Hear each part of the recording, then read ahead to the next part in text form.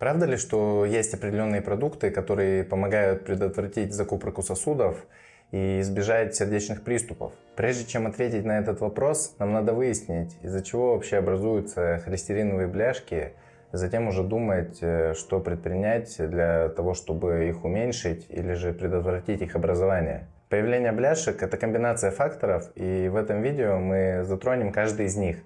Меня зовут Влад, вы на моем канале Питание Про, итак погнали. Начнем с холестерина. Он не плавает сам по себе в кровотоке, а находится в своеобразных транспортных средствах, называемых липопротеинами. Вы, возможно, слышали это название, когда сдавали кровь на биохимию, в частности липидный профиль. В нем встречаются липопротеины различной плотности. Напишите в комментариях, если знаете, какие типы бывают. Если коротко, при определенных условиях липопротеины могут проникать в стенки кровеносных сосудов и откладывать туда холестерин, который со временем накапливается, снижая просветы в сосудах, и мы тем самым получаем атеросклероз. Существует множество мнений о том, что неважно, какой уровень холестерина в крови у человека, до тех пор, пока у него не появляются какие-либо факторы риска, например, инсулинорезистентность или гипертония, и мы можем якобы не бояться негативных последствий до тех пор. Но у нас есть убедительные доказательства того, что эти мнения ошибочны. Чуть более 10 лет назад было проведено длительное исследование с участием более 4000 человек, в котором пытались выяснить, какие факторы влияют на образование бляшек или на атеросклероз. И самое интересное, по результатам исследования, у половины внешне здоровых людей с нормальными показателями и отсутствием каких-либо факторов риска были обнаружены бляшки в кровеносных сосудах. И существовала значительная корреляция между этими самыми бляшками и липопротеинами низкой плотности, так называемым плохим холестерином. То есть по мере увеличения ЛПНП растут и шансы на образование бляшек в сосудах. Причем мы говорим о людях без факторов риска, у которых не было ни диабета, ни инсулинорезистентности, ни повышенного артериального давления. Европейское общество атеросклероза объясняет этот процесс образования бляшек следующим образом. Частицы ЛПНП, переносящие холестерин, не просто так перемещаются по кровеносным сосудам. Вместо этого существуют определенные пути пересечения стенок кровеносных сосудов, и этот процесс называется трансцитоз.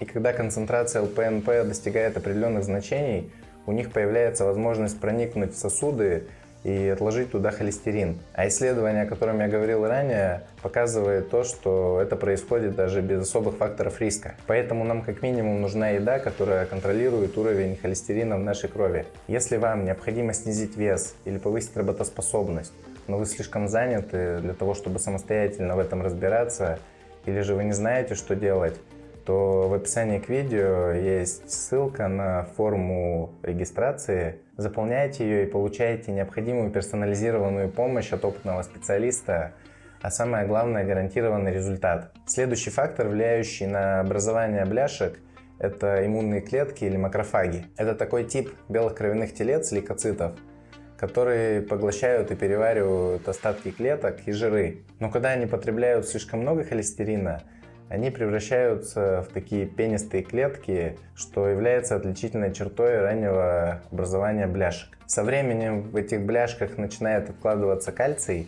что делает их более твердыми и хрупкими, и мы можем видеть эту кальцификацию, сделав компьютерную томографию. Но если кальций в этих бляшках еще не накопился, то КТ нам не покажет наличие атеросклероза, хотя в наших сосудах могут уже присутствовать бляшки. И такие бляшки, как правило, покрыты фиброзной тканью, которая похожа на пластырь, которая очень тонкая и склонна к разрыву.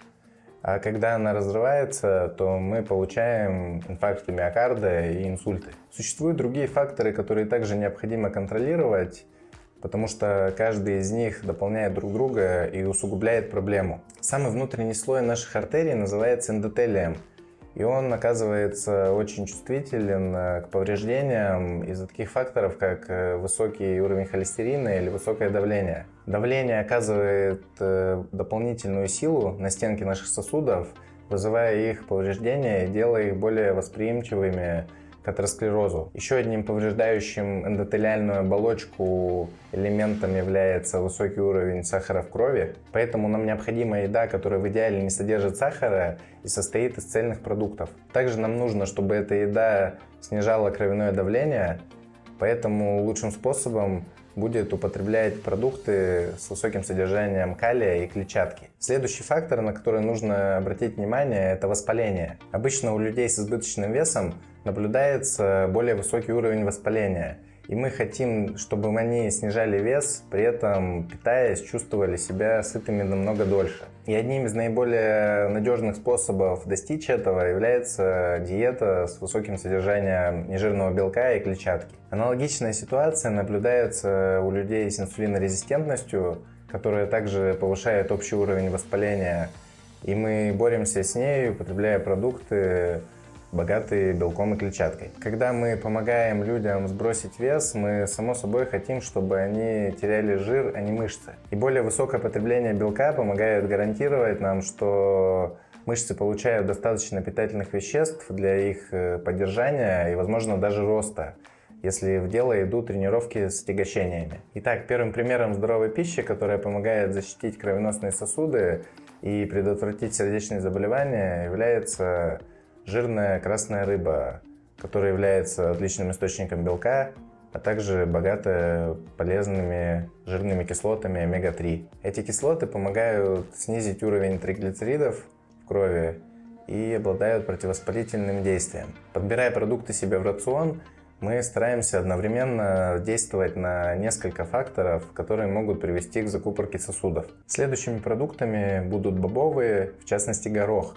который является отличным источником белка и клетчатки, и которые подойдут тем людям, которые не употребляют пищу животного происхождения. Клетчатка помогает снизить уровень ЛПНП, она связывается с ними в пищеварительной системе и помогает вывести их из организма до усвоения. Клетчатка также помогает людям дольше чувствовать себя сытыми, снижая возможность переедания и последующего набора веса. А поддержание здорового веса, как мы уже знаем, имеет критическое значение для снижения риска сердечно-сосудистых заболеваний. Кроме того, клетчатка помогает стабилизировать уровень сахара в крови и снижает инсулинорезистентность, которая также является одним из факторов риска. Горох также является хорошим источником калия, а употребление продуктов, богатых калием, снижает кровяное давление, помогает почкам выводить избытки натрия и воды, а также помогает расслабить стенки кровеносных сосудов, способствуя их расширению. Калий и магний часто работают вместе в различных физиологических процессах в организме.